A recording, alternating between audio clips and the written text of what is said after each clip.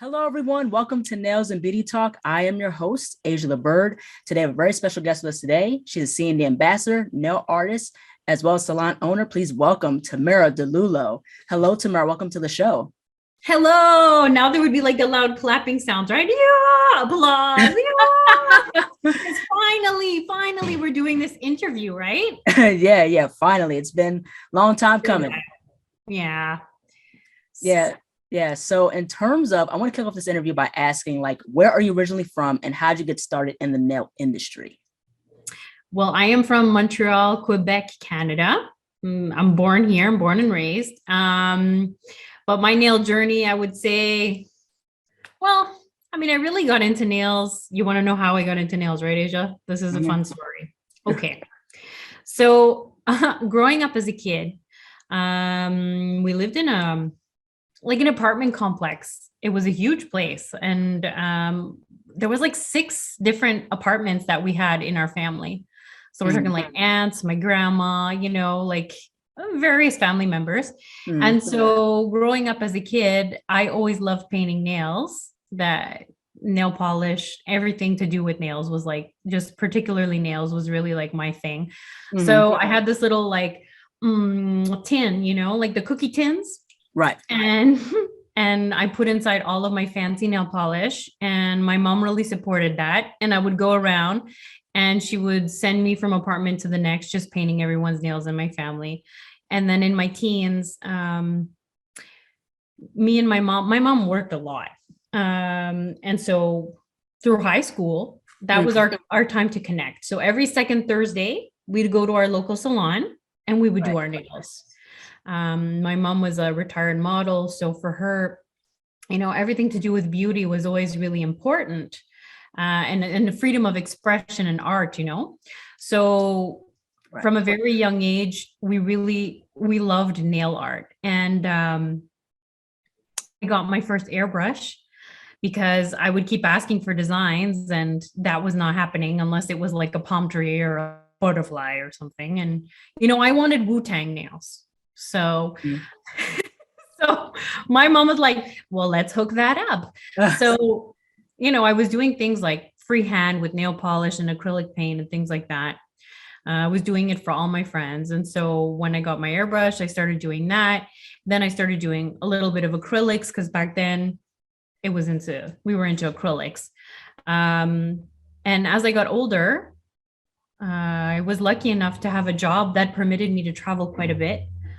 So I was living in Hong Kong. I was a fashion designer. So I would spend 6 to 7 months a year. I did that for 7 years. Wow. Traveling throughout mainly China. And I started doing my nails all the time because nail culture is not the same. There, it's really serious nail culture. And so as I started learning how to do gel nails with some techs there, I wanted to get certified and I wanted to learn more. My assistant, bless him, he was so sweet. He found me a place where there was a Japanese girl. So I had a translator who was 11, who was awesome, translating back and forth for me to take all my crazy 3D nail art lessons and things with her after work, after working 12-hour shifts as a designer. And yeah, so Louis really helped me out with that. Sweet Louis, he still writes to me to talk to me about nails, my assistant. And yeah, so that's really like where my deep passion for, the next levels of nail art came from through my travels throughout Asia. Because nail culture is, like I said, is phenomenal there. It's a whole lifestyle. It's very different. Yeah, I could definitely agree with that. It's very, very different from like the US and Canada. Like Japan, around Asia, they take it serious. South Korea, they take it serious. And it's so cool to see like in Japan, like they do all these crazy like nail designs and like the kawaii designs. I really love their kawaii designs. They're so adorable. Have you ever been? I have not. You've got to go, Asia. You would like, seriously, your name is Asia. What are we waiting for? But seriously, you would like freak out. If you could ever go to the like Tokyo Nail Expo, it's like mind blowing. The level of dedication, we can say, Yeah, because now the worlds are fusing a lot more. Right. Back then it was very distinct, the differences, but now because everyone is influencing one another with social media, right? So the styles are changing quite a bit, but Mm. it's really lovely to see in person. Yeah, yeah. I want to get into like art because you also paint as well, and you're also an illustrator. So what got you into doing like illustrations and like paintings and stuff like that? Um, well, I was in fashion, right? Mm. So my educational background has nothing to do with nails, which is people are always surprised. And I often hear a lot of misconceptions that people have about people in the nail industry, like as if we're not educated. That really upsets me because it's not always the case, and Right. even so, you shouldn't judge anyone based on their education. So that's a whole other Mm. story. But originally I was into architecture because that's what I wanted to do. Mm. However, here in where I'm from, it's very competitive because the faculties offering it are so small and so limited. So there's only like 2 people at that time a year that were being allowed to entry into that program. So I would always get every year super high, GPA, super. I mean, scholarships across the US, but here it was so competitive because of the way things are set up in Montreal. There Mhm. was they would always be like, "Oh my God, your portfolio is amazing," but unfortunately, you don't have 100% on everything. So I was like, okay, well, I still would love to study architecture, and it's something I'm really passionate about. I think a lot of people know that about me. Like Mhm. interior design, architecture is something that's really, really important to me. Mhm. So I thought the other thing that I really want to do, but that my mom didn't want me to do, was follow her footsteps, which was to be a fashion designer. And so sewing, doing fashion shows, all these types of things, I've been doing that since I'm really young, but it's just something that I did because it was something we did as a family. And when I told my mom I wanted to get serious about studying that, she was like, no, you're gonna be broke. You're gonna, artists, they're not, that's the things that we often hear that Right. are not always true, right? Because Mhm. the reality in life is that if you do something that you love and that you're passionate about, you're always going to be more successful than doing something that just might pay you well, but that you really hate. Thank goodness that this generation understands that. So I begged my mom, please let me go to fashion school. I did that. And not only did I finish fashion school very quickly because I already had, a big educational background, right? But I was able to do university as well while I was working as a designer.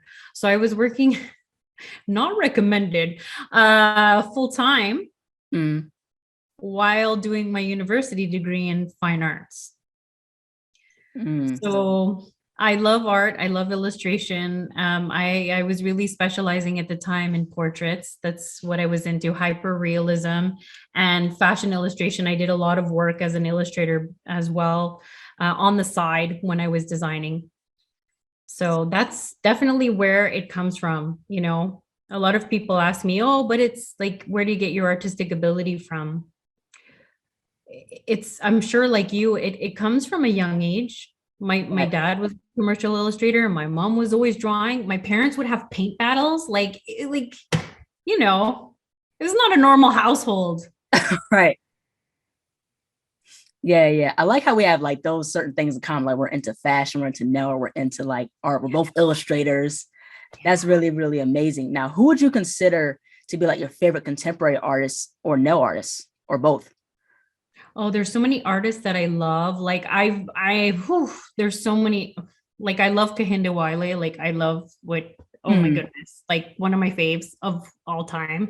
Um, but and like in Montreal there's so much art. That's why I stay here, because that's one of the things I get asked all the time, like, why do you stay in Montreal? Because of the artistic influence there. It's like a hub. It's not that expensive still, so artists come here to work from all over the world.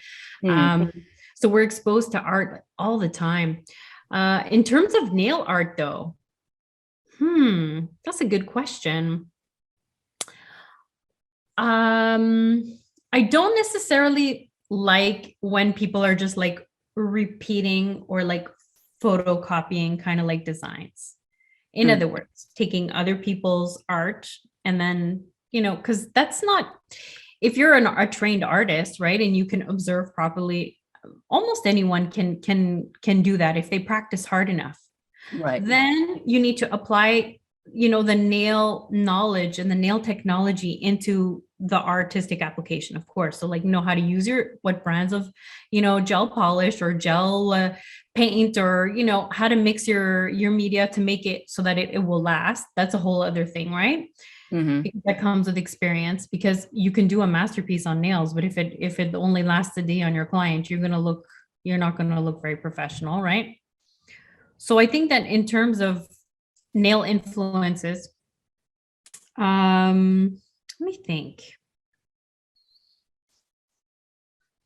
I really like Japanese style nail artists, Yoko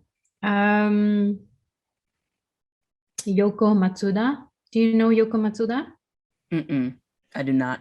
Yoko Matsuda was, I think, one of the people that I really, especially when I started doing nails, that I was most impressed by. You can look her up. She hasn't changed. She looks younger every year. She's awesome. She looks like Ariana Grande. She's like the queen of 3D nails. And I took courses with one of her best students. So because I really searched, her out. Her name is Elaine in Hong Kong. And she was one of the first people who was actually licensed by Sanrio to do like the 3D characters, like really like the 3D is like on another level, right? So that's someone that I really, really think is like a pioneer in nails. She's like OG. She's like the person who they credit her with being the person who started 3D nails. So I love her work. Trying to think, who are my faves? There's a lot of really talented nail artists, more and more. Thinking Canadians. I mean, my friend Valerie Ducharme is quite exceptionally talented because she thinks outside the box like I do. So I really like the way she thinks in terms of nails, because she's always looking to challenge what's already been done, For me, I like Naomi Yasuda. I also like Brittany Tokyo as well. Another artist I really like is, I love Kanisha J. Sams and Spiffster. Like, those artists are really, really cool. I was going to say, I think your work is phenomenal. Thank you. Do you know why I think your work is phenomenal? Why? Because from an art perspective, this is exactly what I was talking about. We can recognize your style. Thank you. And that's something that not many nail artists consider. They're just trying to be on trend, right? And do what the clients are requesting. But very few people are looking at it as a specific nail art form, So I want to commend you for that. As a person who's into art, like I got to commend you for that. Thank you so much. Yeah, I went to Savannah College Art and Design, which is here in the States in Savannah, Georgia. So that's how I got so immersed into the different styles of art, especially in fashion too. I got into art since I was like very, very young. Like since like when I was in second grade, I took an art class. I was like, yes, this is something I want to do. I want to do nothing else.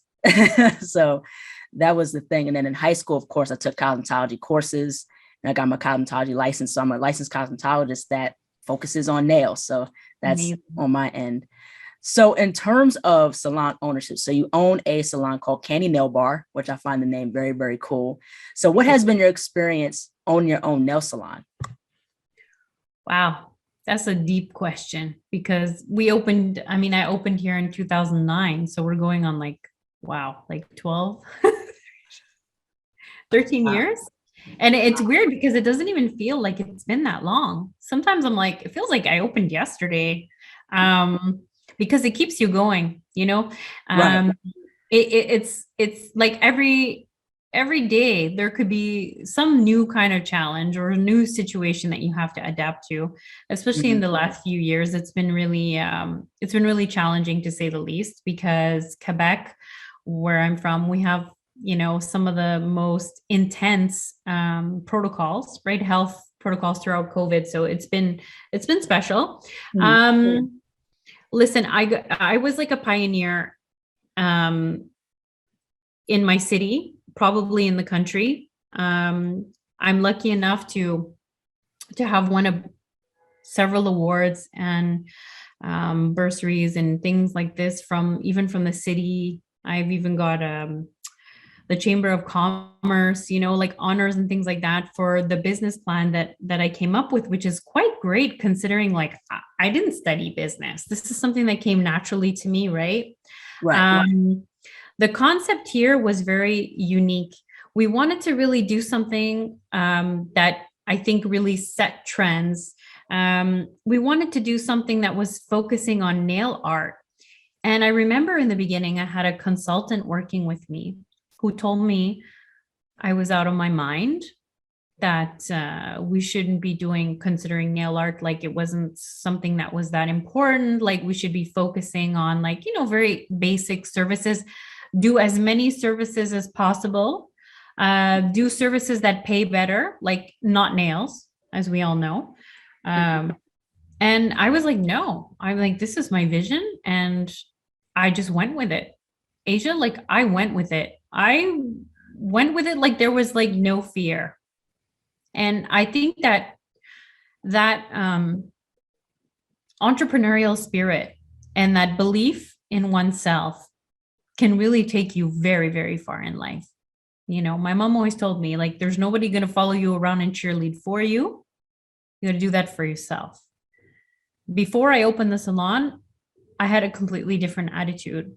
I was very reserved. I had a really hard time when people would tell me I was doing something well, accepting compliments.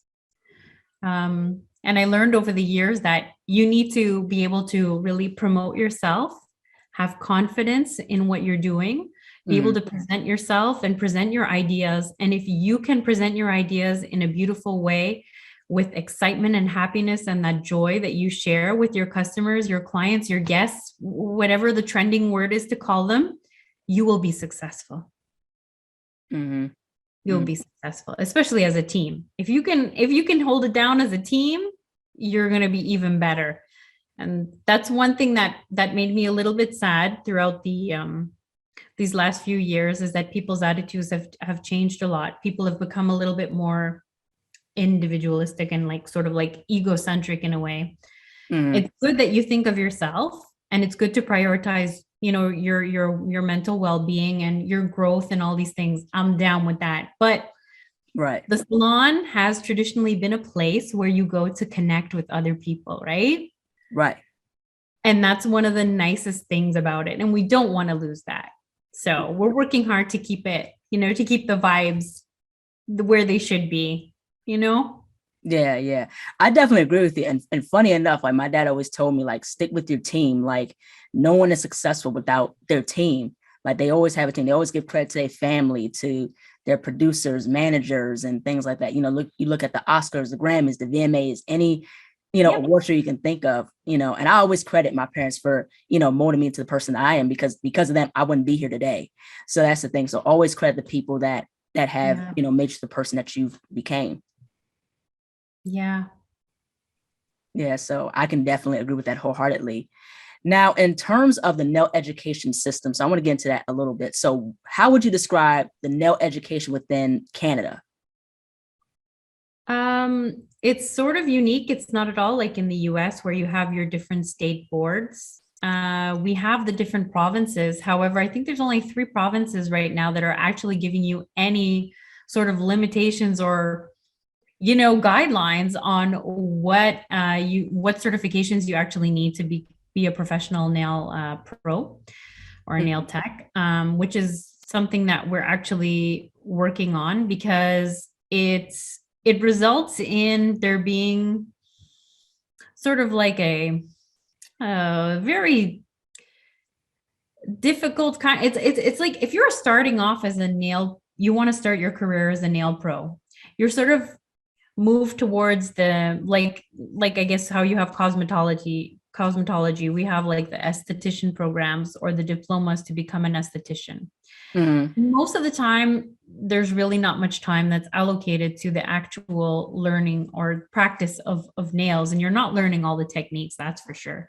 So people are often going into more private educational environments here in Canada.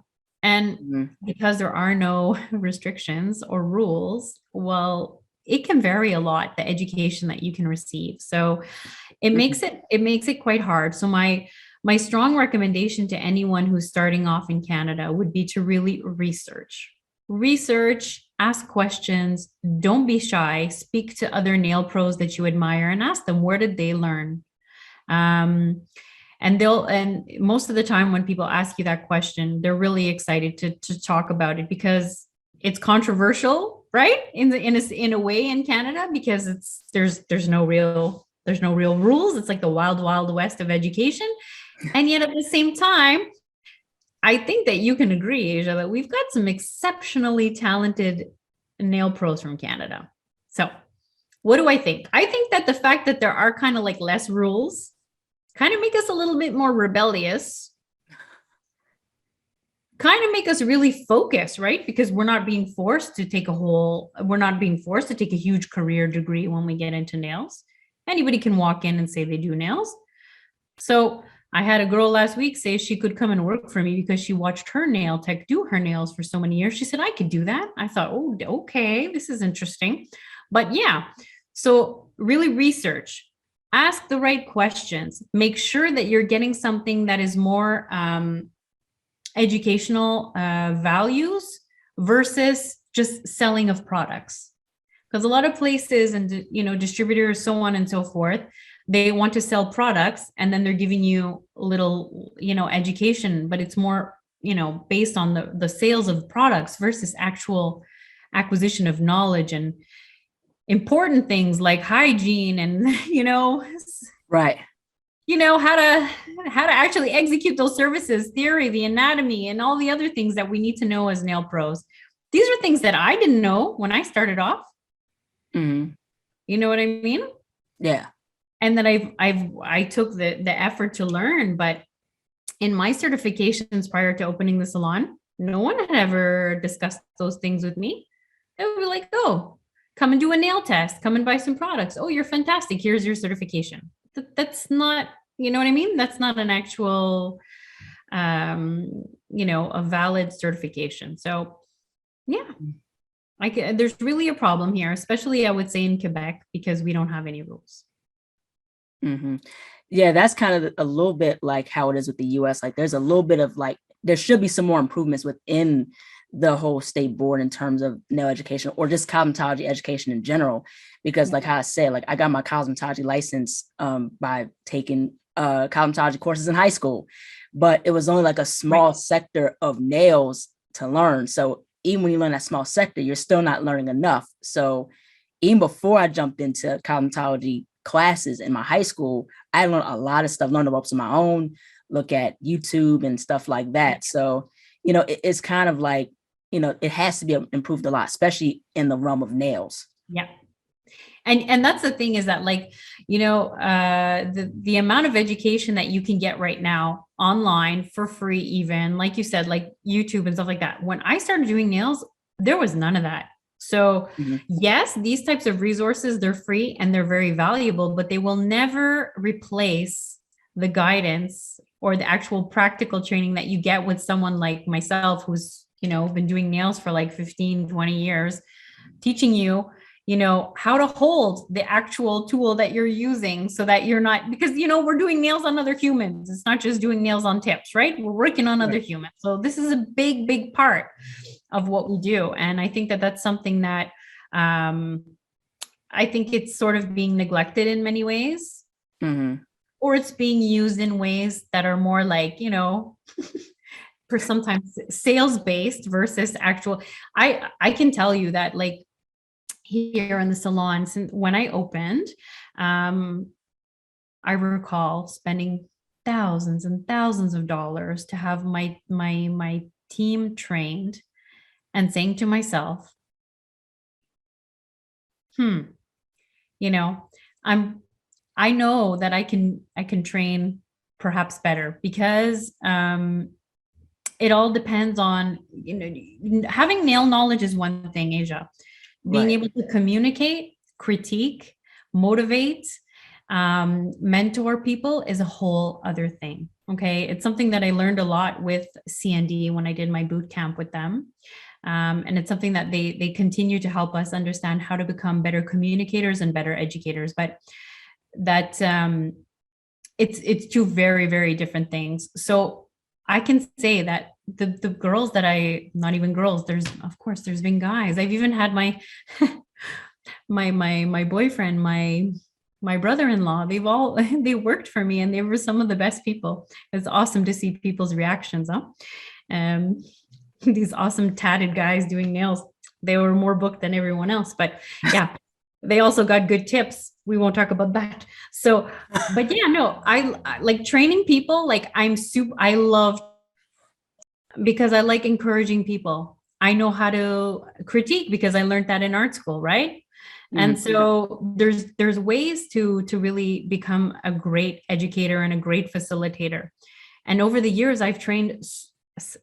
I can't even count how many national champions that we've trained that have come from Candy, not knowing how to do nails, but have left here becoming literally top of the line, winning Contessa Mirror Awards, So Yeah, that's really, really awesome. Now I want to switch gears and talk about like with CND, like how did you get the opportunity to be like a CND ambassador? Like how did you have the opportunity to work alongside Jan Arnold? wow, that's quite the journey there. Well, I was initially introduced to CND. I would say, I'm gonna say maybe 8 years or more ago. They originally introduced themselves because they wanted to have us as a media salon. So we were doing media events here. We would also travel to different locations to represent CND, sort of like as their local team here in Montreal. And over the years, they would start using me more and more, almost as a brand ambassador, because I was completely knowledgeable with the products and the protocols. And I knew a lot of, beauty editors and things like that, just because when I was in fashion, I got to know a lot of the people that were in the industry, because in 2009, when I opened the Salon Asia, there was a huge economic crisis. Kind of similar to what's going on right now in a way. And a lot of people transitioned into beauty at that time. So a lot of my colleagues, they were moving out of fashion, they were moving into beauty. And so we still had that same kind of circle. So a lot of the people in the media industry, they were awesome and supported us from the beginning. We had articles written about the salon before we opened. I mean, it was amazing. And so those connections really help. So I was already doing a lot of editorial work, a lot of photo shoots, things like that. And so I guess CND, they realized that it would be a great way to have an alliance with in Canada. So there's several media salons throughout. Usually there's one in Montreal, Toronto, Vancouver. So when we were doing these events, they were always quite successful. And I really enjoyed working with the team at CND, the marketing team, and the Canadian team. And well, they were always like, Tam, you should become an education ambassador. And I was like, that's okay. I don't want to become an education ambassador. Why? Because my initial thought was like, I'm already too busy. Right. And I'm like already basically being an ambassador. But at that time, I didn't understand what it implied to go through the process and go through the complete training with CND. And You know when it hit me, Asia, that I got booked to do Adele for the Hello video. Wow. Here in Montreal, it was Xavier Dolan. He's a really famous a director here. And so my agent, she's like, okay, well, we need you to go, to do Adele's nails tomorrow. And I was like, cool, cool, cool. And I'm ready and I'm packing up all my stuff. And then they're like, oh, bring your acrylic.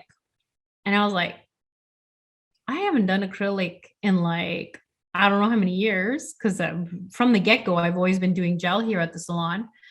And I had to pass because I didn't feel comfortable enough in my acrylic skills at that point. Can you imagine saying, I can't do Adele's nails at 4:00 in the morning in the forest? Because, well, sorry, with, right? So then it hit me, you know what?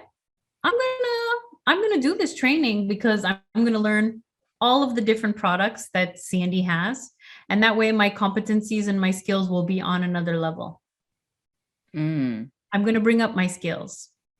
And my mentor at the time, John Nguyen, he was with CND as well. Exceptional, talented nail artist. I don't know. Do you remember seeing, like, probably you've seen them, Asia. They're like these famous CND nails. They're like the ones with the pharaoh and the sarcophagus and everything, like Tut. He did those. So he helped me out and he made me understand that, he was like, you're an amazing nail artist and everything, but let's get all the technical abilities and everything up to where they need to be. And you'll see that by learning, you'll appreciate more the educational process, and perhaps that'll push you to be more confident as an educator. And he was right. So Jennifer Mathers from CND, I have to thank her. She's the one who really pushed me and was like, no, you're going. And I was like, really? I can't go for a week? That's so long. Oh my goodness. No, it was a full boot camp. So I did that in 2017. And that's 7 days of like they have you doing sit-ups in the morning, like running, like stuff. Cause Jan's like, she likes to run, eh? Jan's like all about the fitness. So they have you like doing exercise early in the morning. Then they have you like eating all proper. That's okay. I'm down with that. Then they have you doing all kinds of like crazy nail stuff. And then at the end they judge you. And then there's people crying. And then there's like, really serious stuff. And I was one of the only 2 people from Canada. Wow, that's crazy. And that was fun. So at that boot camp, actually, that's how I met Jen. And so, yeah. Wow, that's really, really incredible. What has been like your experience working with celebrities? I know you mentioned you was gonna do Adele's nails, but you worked with other celebrities. So other celebrities, but also you were with Priyanka from Drag Race Canada. So yes. What was the whole experience like? You like Priyanka? Yes. Every celebrity is completely different. They're just like us, and I think that one of the ways that you how could I say, I think the most important thing when dealing with celebrities is that you treat them like normal people. That's one thing, because we've had even celebrities come in and do their nails here in the salon like normal. Like we have a lot of local celebrity clients. They come in all the time and it's crazy because sometimes people will be sitting next to them and they'll be like, and I remember my dad too, he used to always be like, oh my God, did you see who just came in? Oh my God. And I'd be like, no, it's okay. We're just doing a manicure. Everything is fine. But yeah, just treat them like normal people, and, pray for the best, right? Because sometimes I'm not going to say that they're always positive experiences, but I can tell you that, well, I'm not allowed to say too much, right? Because half the time we're not necessarily allowed to speak about what sometimes we have to sign agreements and things like that. But in general, like I'm lucky enough to have had really good interaction with most celebrities. Sometimes, sad things happen, like they get sick. Like Lady Gaga was sick when I went to go do her. Like the other Priyanka Chopra, her jet didn't arrive on time. There's always like things that happen. Priyanka, though, amazing. That was for Elle. That was a really fun shoot. That was I think one of the funnest shoots that I've ever been on here in Montreal, because it was just so, well, her personality, right? Mm. Amazing personality. I mean, I've done I've done Celine Dion. That's like, she's amazing. I'm always like, oh my gosh, I want to go and do her nails again, because we had so much fun. Such a nice, funny person. Yeah, I mean, nothing to say that's, everybody's fun in their own way. Mm-hmm. Yeah. Yeah. I also like seeing that you did like Rita Vega's nails. I love Rita Vega. She's incredible.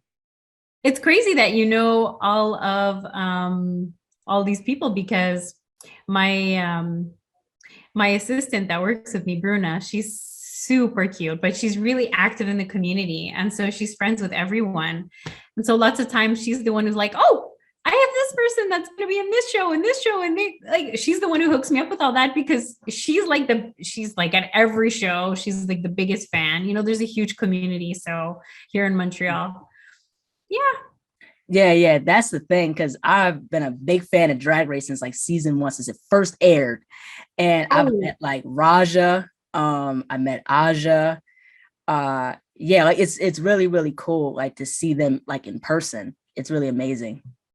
It is. It's really fun. It's really, really fun. Also to see the whole transformation process. Mm. That's just like mind blowing. I love to watch. I love to watch. I love it. I love it. I love it. Mm. And there's also a new All Stars coming up, RuPaul's Drag Race All Star 7, and Raj is going to be in it, so I'm pretty excited for her. Try to get some nails. You're going to do some nails? Possibly, we'll see. Reach out. I'm sure they would let you. I mean, they love to have crazy fun nails. Yeah, most definitely. Yeah. Now, I definitely want to get into fashion. Like fashion and nails have been so big, like, in the fashion industry. So what has been your experiences working with like people such as the Blondes or other fashion designers in Fashion Week, especially working with and being an ambassador for CND? That's one of the things that attracted me the most to wanting to work with CND, was the fact that, Jan is so inspirational. She's such a visionary. She really values and she really values what we do as nail artists, especially. Mm-hmm. And she understands style. She understands all the trends and all these other things that people in fashion really they really love. So that's one of the things that I think brought me to CND. It was really the fact that I could perhaps one day go to Fashion Week. And that was probably one of the proudest moments I think I've ever had. That, and also I did a shoot. A couple of, I think it was 2 summers ago. And it was the first time that we saw nail art, like graffiti-ish, kind of like urban looking nail art. And I remember Jan taking me aside on that shoot. And that's when I was still a newbie. It was one of my first photo shoots, and here were my nails being featured in this campaign.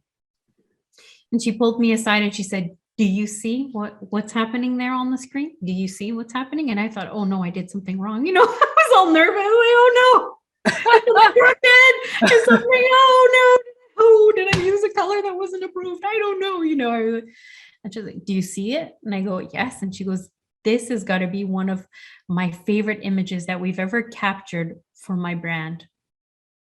Wow. Because she said, it's me, it's what I like. And I was like, wow, that means so much to me, Right. It really does. Because, Asia, people always ask me, they're like, how do you always get inspired? Like, how do you have different design ideas every collection and so on and so forth? And I always explain to them that, like, in fashion, it's our job we're obligated to come up with new ideas, minimum 4 times a year. This is why so many people in fashion go crazy, right? Mm-hmm. It's very hard to always find new influence, new ideas, and have them always be something that people are going to like on top of that. Now, there's trend forecasting services, and there are companies all over the world that will tell us this is what's going to be in. This is the Pantone color of the year. This is this color like 4 years in advance, 5 years in advance. They've already decided this. However, to be able to continually stimulate your brain to come up with new ideas is very stressful, and it can be very hard. But when you're used to doing that, it becomes a special type of talent. And it's something that I'm lucky enough that I have always been very good at it, even when I was working in fashion. So to bring that aspect to working with CND is like a beautiful collaboration that goes down every season. You know, that's the thing I like the most. I get to work on the new color collections in advance. I get to say, oh, you know what, this would be a great idea here. Or I hear what Jan has to say for her vision. Most of the time, our vision is usually very similar. And then we work together to create these beautiful collections. And it's even more fun when we get to work with designers, because they tell us what their vision is for their collection. And then we try to make our nail trend ideas come together and converge, right? So it's really fun. And I hope to get to do more now that I'm hoping that we'll be able to have more interaction again with, you know, that it's not just all virtual. Like I'm hoping fashion shows and things will, you know, we'll be able to get back to a little bit more of the normal. Because what we'll do is we go into a design lab. Have you ever heard of the design lab for CND? I heard of the design lab. Yeah. Okay. So the design lab is like we're basically locking ourselves in a space, and we are working on the collections before they go out on the runway. So that whole experience is really, really fun. We'll have guest artists and, you know, the CND team, Team CND, the core people, and we work together to really make people's nail dreams come true. And then usually towards the end, you know, the press and so on will come in and have a little sneak peek and see all this arduous labor that we've done, you know, like sitting there like, oh, like but man, is that's a great thing. Yeah, that's really, really awesome. Now I want to get into like the business aspect a little bit more. So what advice would you give for someone who wants to sell and market their nail services? Whoa, that's also a very loaded question. Well, I think it really depends on the way that the nail pro wants to, what type of guests they want to appeal to. It depends, because there's like a whole bunch of different categories of nail pros, right? So we have people that are what I call more nail techs. So these are people who are really just looking on gaining a local clientele. They just want to make sure that they're attracting clients, quality clients, of course, right? Right. To their niche within nails. And they're mainly service-based. And then there are other people who are doing more like content creation, you know, sort of in the way that we are. So, you know, it's very, very different. But I would say that if you're looking to attract an actual clientele to your business, you want to make sure, of course, that you're on social media. You want to make sure that your social media is strong. And when I say strong, I mean, make your profile stand out. Make your work unique, because if you're doing like niche type nails, like we are, like nail artists, right? Really define yourself as a brand in the same way any other brand would. Make it unique and identifiable. And that way you're going to attract the right clientele. You're going to attract people who will value what you do, who will not only motivate you and get your creative energy continually flowing, which will make you an even better nail artist. They're also going to value you monetarily. They're going to give you what you deserve in terms of your payment for your services. And you'll be able to continue to create beautiful content for your social media because you have clients that want you to be doing those carte blanche, those nice, creative jobs. That's important, because if you're not putting that out there, people don't know. A lot of times people say to me, oh my goodness, I at the salon where I work, I get one nail art client a week and I'm so depressed because I love doing nail art. And then they come and they work here and they're like, oh my goodness, every single client wants nail art. Well, of course, it's because we've established ourselves as the place for nail art, and we do specific types of nail art. Like if someone comes in and wants a baby boomer, we're all going to look at ourselves and go, really? Because that's not what we want to do. We want to do really creative, fun work. So that's what we put out there. Remember that just because someone asks you to do their nails, this is important. You don't have to do their nails. You're in no obligation to accept a new client if they're going to ask you to do work that you don't want to do. Right. You're in control. And that's the advantage of this job. That's the advantage of this career that you're choosing. It's that you determine what projects motivate you. I do projects sometimes completely for free, Asia. Why? Because I believe in the project. Mm-hmm. I believe in the project. I feel super excited and creative and passionate about things. And I do it. Even, so I think it's really important that you align yourself correctly. You brand yourself really as a brand. You're not afraid to show who you are, and you're authentic to yourself and to what you're passionate about. And that's going to make you successful no matter what, but you got to show it. Yes, absolutely. Now, I like how you mentioned that, because you want to have that creative freedom, stick to what you like to do, your own art style. And I think that's very, very important. But I definitely want to ask, like, what is the whole difference between like having that creative freedom versus giving people what they want? Like, how do you balance the two? I think that's something I would love to ask you about in your perspective. Oh, well, okay. Something that I noticed working here is that because sometimes I'll go in the front and I'm like the receptionist for the day, right? And I'll just having confidence in your client consultation. Okay. The initial client consultation is super important. When people are asking for your advice, you want to give them advice that keys them into, you can test sort of their limits. You can see, right? You can ask some really important questions in the beginning to sort of figure out, because sometimes you've never worked with that person before. So if you have already something to show them to inspire them, number one, that's going to make your job much easier. If you don't have anything and you're like, oh yeah, just show me a picture and I'll do what you want, like that's not going to instill trust or confidence in the person. You should already sort of have inspirational images or even nail designs next to where you're working or to present to people. Even have as a folder on your phone to show, to show like, hey, look, like, because I often have ideas. I have nail designs way in advance, and I know that I want to showcase them. So I say, look, I did this. I want to do something like this. But if you want, I know you seem to really be moving towards the blues. Why don't we take this design? And I think it would look fantastic in blue. And, have the confidence to propose, but you can't just come out of nowhere, out of left field. You have to be a good communicator.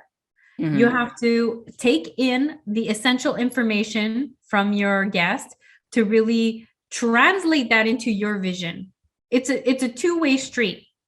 And even if the person says to you, oh, you do whatever you want, you still want to make sure that they have something that they're going to love. Because if they love their nails and it's nail art, even if it's one nail, Asia, you know what happens, huh? They're going to come back for the rest of their lives. Literally. I have people here that I did the first year I opened. Wow. That's what because when you start, you become an addict. You can't stop after. And the best is when people come in with an image, an inspiration image from Pinterest or something. They ask you to do something similar, but you surpass it. That's my thing. You always got to surpass it. If you can surpass the inspo image and personalize it for your client, they're hooked. And that's the way. That's They're really gonna be, they're coming back like it's their wedding. They're gonna have a 5-year-old kid. The kid's gonna be sitting here watching them. No, the family, everybody. wow. Wow, that's really, really amazing. Now, in terms of press on nails are getting so, so big. Like, what is your take on press on nails in your perspective? I think press-on nails serve a great purpose. Press-on nails for me are great for photo shoots. They're great for events. They're not a long time, thing. I know a lot of people, they're like, oh, I bought these press on nails for like, $1 and I'm wearing them for 2 weeks. Okay, that's never going to replace a quality, professional nail service done by a nail pro. That it will never replace it. Now, Mhm. if you have some drama and you need to get some nails on quick for your party and you want to do that for a short period, no problem. Right. But I really like them as tools for what I do, which is always editorial work and photo shoots. They're essential. And it also allows me, in my case, to address another market that I wouldn't be able to address locally. So most of the time when I'm doing very intense, hyper complex press on sets, I'm shipping them out to the US. They're rarely here because people think, oh, I can come and she can paint me the Frida Kahlo's face on my nail, but they don't know that that could maybe take me an hour or two, even for me, Mhm. who I'm very fast. So that's where I think press on nails come in, and they allow us to do exceptionally like elaborate designs, that people can really keep, because those are not the kind of nails you want to just cut them off and do one of those, those TikTok videos where they're breaking the nail. Like I could, no, these are nails that you want to keep. They're like little treasure boxes of love. Mhm. So that's, for me, press-ons are nice because it allows the person to keep those nails, use those nails for their specific function, and then keep them after as sort of like memories. Mhm. Right, exactly. Now, I want to get into some more art. So, what has been like your favorite like nail mediums and products to use when doing nails? Favorite nail products? Hmm. Whew, nail products. Well, I know this is not nail art, but my favorite product of all time, it's not nail art. This, Cuticle away. you know why? Because my cuticles are crazy. So that's one of the reasons that I actually, like, when I first opened the salon, I started getting super into CND products, because I realized really early that when you get like quality products, it makes a huge difference in the amount of time it takes to execute certain steps in your manicure. And by using good quality products that might cost more, you're going to save yourself a lot of time, and time is money in our industry. So the salon is fully equipped with really good quality products. Um, Favorite products of all time. Ooh, for nails.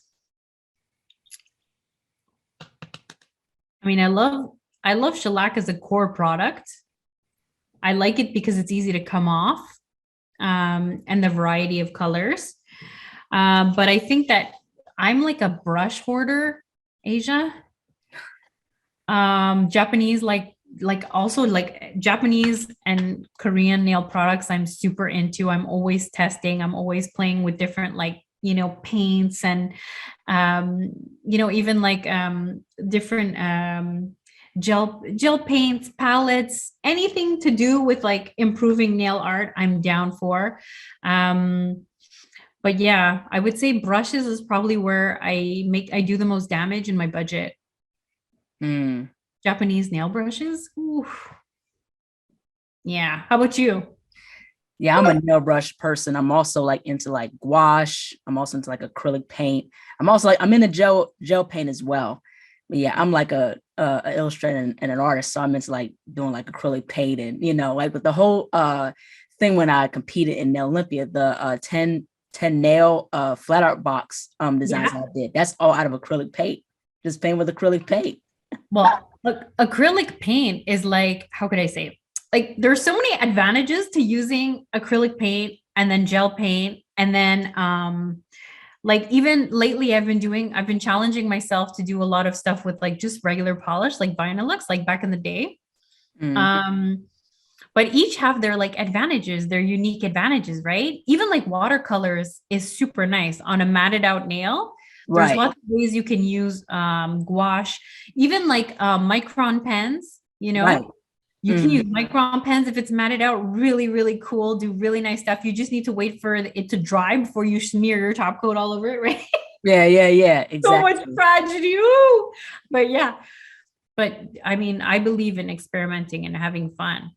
I haven't tried. Have you tried? There's like some new like solid gel I've been seeing in palettes, like sort of like rather than having them in like, you know, pots or tubes or bottles, they're like solid things I've been seeing. I'm like, I wonder if that works. I'm just like, I'll try anything if you give it to me, because I think it's really important to have good products and test out what works the best for you. Because it's all about the blend, you know, it's all about the blend. Yeah, absolutely. I never tried the gels in the pastel, like it's like the watercolor pan. Yeah. You know, I never tried those. Me neither. I'm intrigued. I'm intrigued. That's probably going to be one of the next things I'll just, because lots of times people will send me like products and they're like, oh, you know, they'll ask my opinion and stuff. And I'm like, oh, you know, that's not really something that I do much of anymore. But back in the day, especially before I was working for CND, all like so many brands, they were always asking me to test products, give them feedback. That's one of the things I like the most about working with CND, is that we're really involved in like new product development, choosing the colors, testing out the products, giving feedback. Like it's so rigorous. It's so rigorous, their protocols. And that's one of the reasons why I think they're so successful, right? A lot of people just private label, you know, people always ask me, why don't you have your own gel brand? Why? You know how many brands of gel polish there are? All people do is they're going to the same factory, you know, and then they're just rebranding it with their labels. They're not going into the development of creating new products. And so that's, to me, what's interesting is the science behind it, you know, not just rebranding. Besides, I mean, it's like there's no reinventing of the wheel. We're looking for innovation. We're not looking for just, you know, slapping a new color name on something. It's not about that, you know. It's about revolutionizing nails, creating new products that are really going to be like, whoa, okay, you know, and having that scientific background behind it. There's very few brands that have that. So yeah. Like if you could create a product, Asia, any product, to resolve a nail pro problem, what would it be? You ever thought about that? I have not. That's a very good question. Maybe you have a great idea. I could be like, Jan, Asia had this great idea. Yeah, but that's what I like and respect about CND, because you guys are always ahead of the curve. You're always finding out new ways to create a product that's different from the rest of the brands, and also to help also the nail service progress as well. So that's really awesome about CND and you guys' products. Yeah, they really have the nail pro in mind, you know, when they're coming up with the products, because we're there like always considering all the different issues and problems and, you know, headaches that we have and how we can resolve them, you know. So despite the creative aspect, which is what of course is really exciting, right, for people like us who are into nail art, but the whole other part where it's like, how can you satisfy the other part of the market, right? Yeah, that's the thing with that. But also too, I want to get into like art mediums. Like, what is like your favorite like art mediums when you do like paintings or illustrations, especially like digital programs that you like to use? Well, lately I've been using Procreate a lot, which I never thought I'd be into, because I thought I was really like, you know, I've always been like kind of OG Illustrator and you know, Photoshop. But yeah, no, lately I've been using Procreate quite a bit. That's really fun.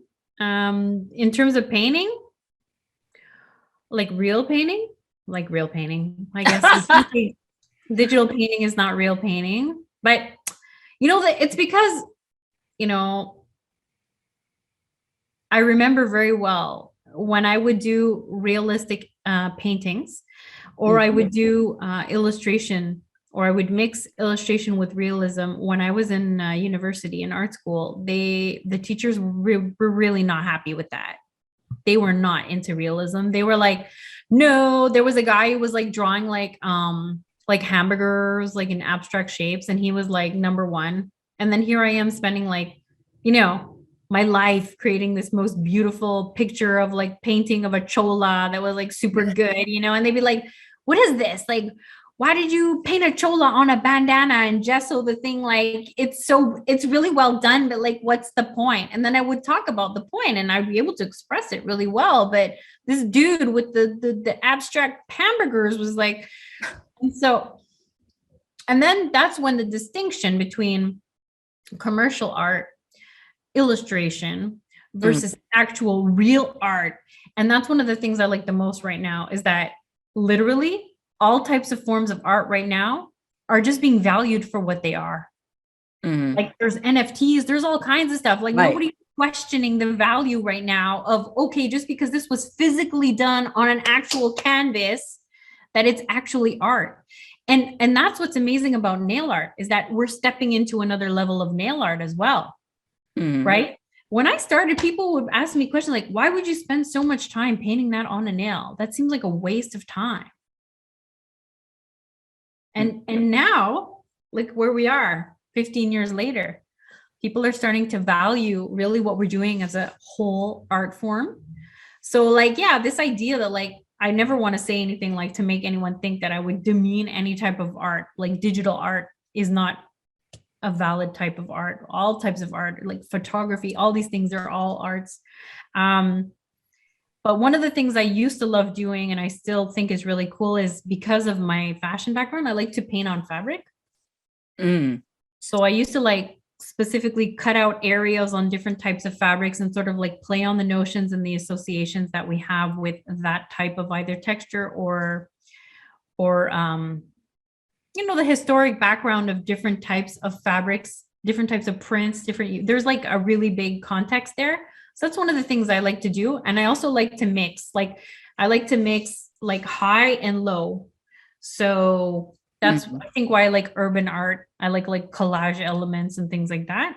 I've always been passionate about that. And then I mix it with something that's like really fine art. That's why I say I love Kehinde Wiley, right?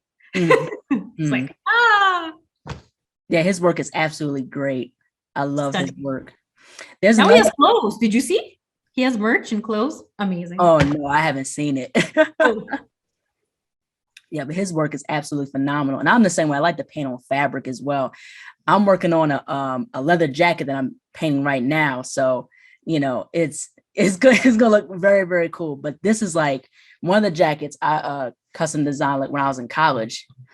And but I'll show you like actual pictures of it. But this is like one of like my first few denim jackets. And I also like painted my shirt, Oh, I love, and so like this is like one of the jackets that I did. I don't know if you can see.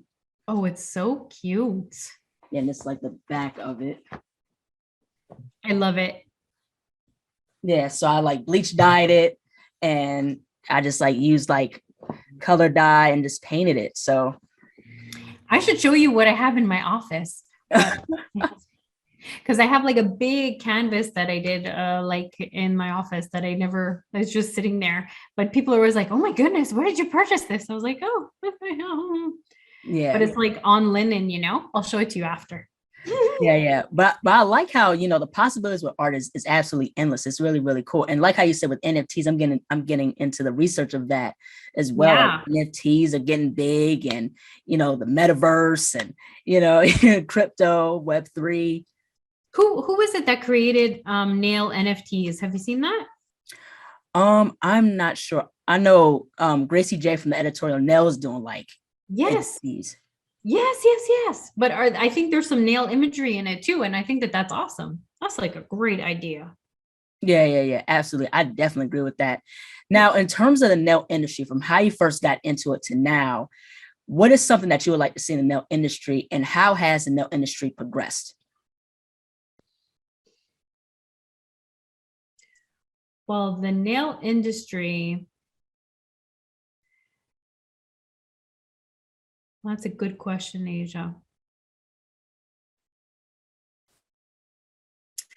I think one of the things that I've noticed is it's becoming a lot more inclusive, but I think that there's still a long ways to go. Mm-hmm. I say that in from what I see, in terms of nail professionals. Well, I think people in general they're becoming much more informed. Um, so I think that there's definite improvements that are being made. However, I think, yeah, one of the things that I would look to see more of in the next few years is two things. Probably nail artists really, like I said, rather than just striving to kind of be Xerox machines, Mm-hmm. really striving to create their own individual styles, which would be sort of similar to what we see in like the tattoo industry. You Mm-hmm. can have two people doing, let's say a black cat on a nail, but you should be able to identify it and be like, oh, that's an Asia nail. And, oh, that is a mana nail or something. You should be able to identify the style. So I think people will start to understand this more, and so nail artists will start to evolve and create more of their own styles. And then in terms of the nail industry, like I said, I really would like to see it be a little bit more inclusive, Mm-hmm. in all aspects. I want to see more people being showing themselves more. I want to see more authenticity. I want to see people talking about their nail journeys. I want to hear people talking about their business journeys. Um, and I think that those are things that people are gonna, through amazing initiatives, things that you're doing, for example, these interviews, people are getting to learn a little bit more. They're learning that it's a lot more complex, and there's a lot more behind having a successful nail business than what it appears. It's not just about painting beautiful nails. It's a lot deeper than that. Mm-hmm. I want to see more, variety of people, representing themselves, not being shy, getting out there, talking, being used by big brands as well. Yeah, absolutely. I can definitely agree with that. And also education too is also very, very important, understanding how to deal with clients and blood spill, and understanding safety and sanitation. I think that's very important too. And as of Super. recently, I took a nail art course, a nail course with Vanity Projects, which Mm, taught about not only the different nail techniques, the different nail art designs, but also too learning about nail prep, because that's something I've always wanted to really improve on, was nail prep. And that helped me so much, yeah. and that's very, very important, because that helps with the nail enhancement lasting longer on your nails. So that's very, very important. So nail education, I Oh, think, yeah. is very, very important. Nail prep, and also, like, knowing how to include all of these different nail art techniques and make them last, because Right. right, it's that's why I said that's what's the difference between just doing beautiful press-ons and doing beautiful nail in a fictitious world, Right. versus doing them on actual yes, actual guests, and everybody's nail plate and everybody's pH levels, and people, you really have to assess the clients before. So yeah, prep is really is the number one most important thing, and unfortunately that's something that gets skipped a lot of the time. Mhm. Why? Because it requires a lot of science and a lot of theory. And on top of that, what else? Practice. And so to do practice, you need to be exposed to many different people.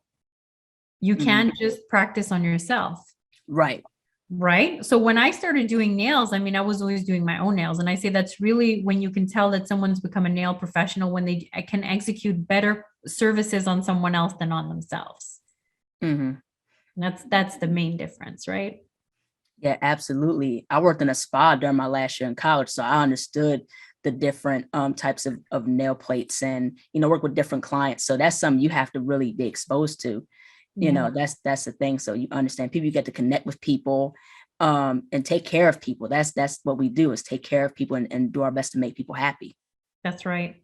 So that's like one of the most important things that you can't lose. If, like you asked me before, right? Nail artist. Yeah, okay, it's great to be like, to care about and only do what you want to do, but at the base of why we chose this career is usually a deep love and a connection that we can have for helping other people. Mhm. That's how you can really, like, when I do interviews, that's one of the things that I want to focus in on the most, right? Is, Mhm. does this person understand that that important connection that we have with our guests is really at the essence of everything that we do, Mhm. right? We're not just painting on press-ons all day. We are interacting with people. We're creating long-lasting connections with them. And uh, you know how many people I've heard say throughout the pandemic that this was maybe one of the only times, let's say they say in 3 months, that someone's actually touched me because they've been in lockdown so long. You know how touching that is, Mm. to know that you're making not only someone happy with having beautiful nails, that maybe it's a special treat that they haven't had, but that Mhm. physical interaction that we have is very meaningful. Yeah, Yeah. yeah, absolutely. How would you define success? Whew. Success. Um, I think success is being able to go to sleep at night. Hopefully you can sleep. If you can't sleep, then probably you're too successful. No, just kidding. But I think success is really feeling a great sense of satisfaction in knowing that you've done not only something that you're proud of, right? Because it's great to feel proud of what you're doing. Right. Um, but it's also great to know that you haven't compromised who you are to achieve that. You stay Mhm. true to yourself, and you're happy knowing that you, in staying true to yourself, you're Right. able to create and to do something that you are proud of and you're happy doing every day. That is truly being successful. Having nice shoes really helps, but that's just an extra. Like you can see, I have a sneakerhead. I got, I love I love sneakers my too. shoes. Love my shoes. Yes. But yeah, that's my version of success. It's not about the money. It's really about feeling super happy with what you're doing, knowing that you're contributing to other people's, well-being as well. That's like the cherry on the sundae. If you do it on your own is one thing, but if you know that you're actually helping others achieve that level of excellence and success that you've achieved, wow, like Mhm. that's just extra. Yeah, absolutely. Yeah. Also, is like how you said, is just giving back. Like when I do these interviews, I love giving back and getting to know people's stories. And, I love to make people happy. And, and especially how you said, like being authentic with you is very, very important. Sticking with your art style and what you love to do. That's the Yeah, thing with that. So it's like, if you love what you do, you never work a day in your life. it's true. I mean, there's going to be days where, when you're really good at doing something, this is what usually happens. Of course, there's going to be, there's like, it's like a mountain, right? You start, you really work at what you want to get. And then there's a point where people start to realize what there is.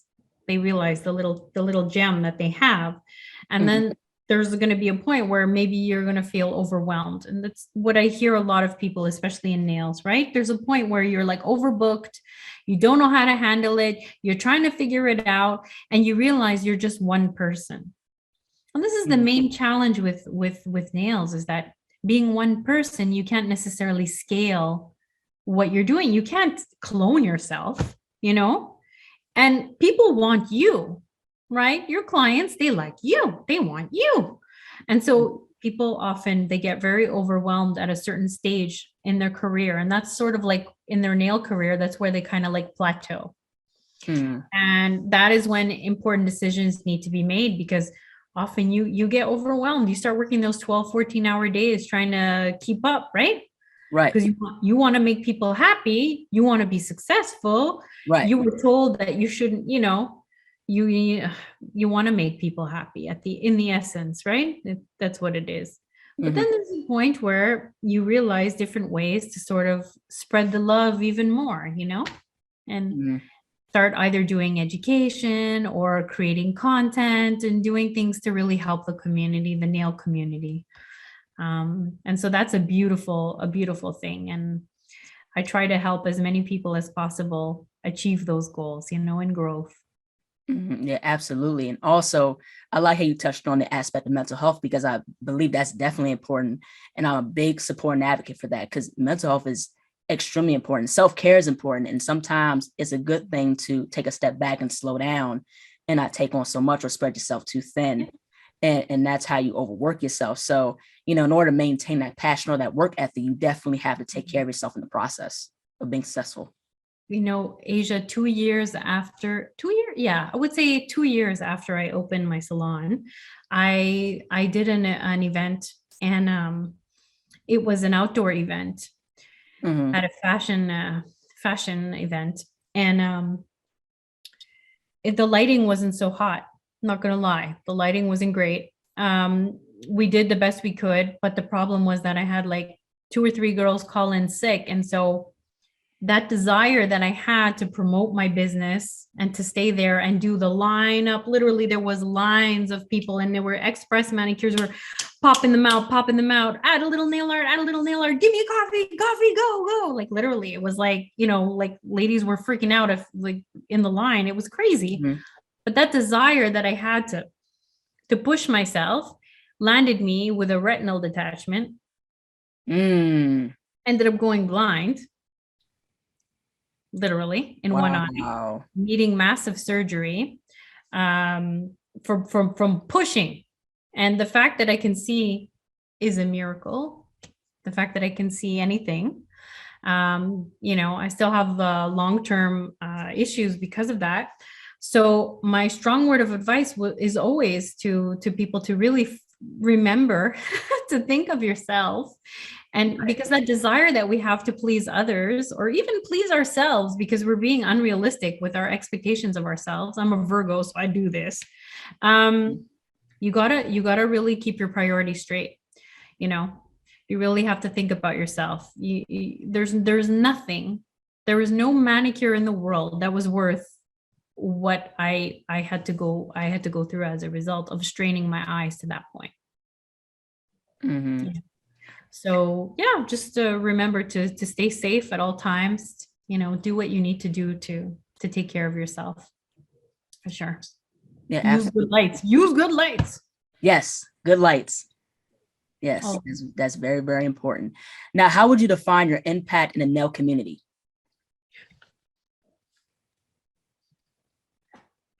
That's one of those questions that brings me back to like me being like, oh no, compliments, help. Well, lately, especially, I'm getting a lot of really nice, really, really genuine, kind feedback from people that I've been encouraging and teaching. Not only people coming to my courses here locally, but from other CND educators. I've been working on some different trainings and things, and I've really been trying to help people and teach them how they can get their work seen, how they can get those nice, that great visibility that I'm so lucky to have had. But it's not really luck. It's still a lot of hard work, Right. It's really hard work. So my impact locally, I feel it really, really, here in Montreal, people know that Candy is really a very special place.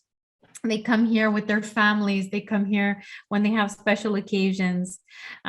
It's known throughout Quebec and throughout Canada to really be a special place. So I feel that love all the time. And I think that my students, especially, they're so sweet. Like I have like all the little things they give me, they bring me. I mean, I've never felt so much love as I felt from the experience of educating. And remember, I told you I didn't think I'd be into educating. Mm-hmm.